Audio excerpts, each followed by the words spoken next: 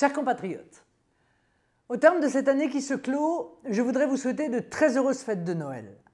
Cette fête de la lumière et de l'espoir, ce moment si particulier de l'année qui fait partie de nos traditions avec la célébration dans la joie de ce que nous aimons et tout particulièrement des enfants. J'ai conscience que pour beaucoup, le cœur n'est pas forcément à la fête. Les tourments du monde, la fureur des hommes, comme la tragique actualité, ont pu ces derniers temps accaparer ou assombrir nos pensées. Les difficultés de tous les jours que vous rencontrez altèrent également la tranquillité d'esprit à laquelle cette période devrait donner droit. Beaucoup redoutent la fin du mois, la prochaine échéance, les dépenses domestiques jusqu'aux achats de Noël. Je sais aussi combien, avec cette violence qui devient endémique dans le pays, la peur au quotidien comme la crainte du lendemain peut aggraver l'inconfort de vie. Pourtant, pas seulement parce que Noël est symbole d'espoir. Je voudrais vous appeler à ne pas céder à la lassitude des temps sombres, à une résignation parfois compréhensible ou à la tentation du repli. L'avenir est ce que nous en ferons collectivement. La France est un grand pays qui a su tout au long de son histoire surmonter les pires difficultés, gravir les pentes caillouteuses de l'histoire, terrasser les dangers qui la menaçaient. Les Français sont un peuple dont le génie, pour peu qu'il soit réveillé, pour peu qu'il soit bien conduit, est capable de relever tous les défis, même quand tout peut sembler mal engagé.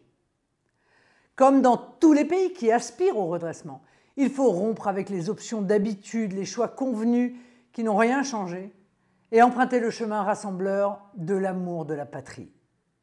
Parce que trop longtemps, on dominait les forces du renoncement et de la mauvaise conscience.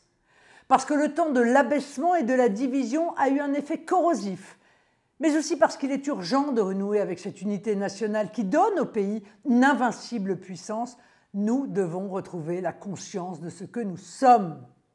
Enfants d'une civilisation qui a découvert le monde, d'une culture qui a vocation à éclairer autour d'elle, d'une nation qui fut un modèle pour tous les autres peuples, je vous appelle, mes chers compatriotes français de métropole et d'outre-mer, à garder foi en l'avenir.